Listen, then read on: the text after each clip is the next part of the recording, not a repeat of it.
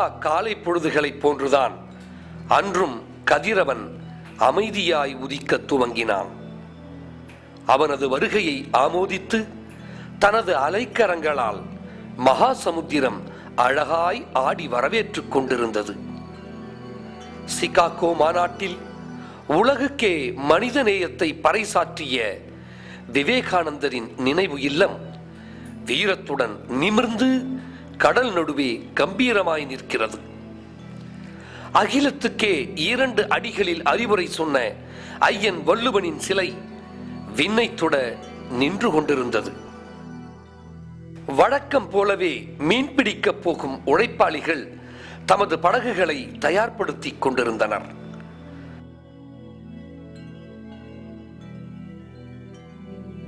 ஆனால் அடுத்த சில நொடிகளிலேயே அற்புதமான அந்த கடல் அசுரத்தனமாய் 1000 மக்களை அள்ளிக்கொண்டு போய்விட்டது.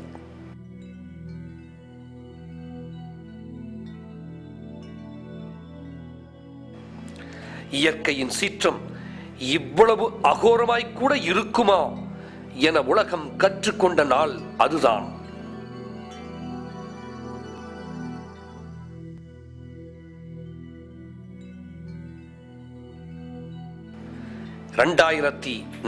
ஆண்டு டிசம்பர் திங்கள் 26 சுனாமி எனும் ஆழி பேரலை அண்டத்தையே ஆட்டுவித்த நாள்.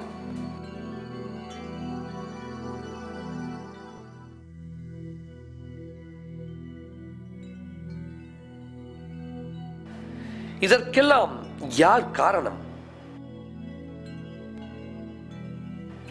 பஞ்சபூதங்கள்.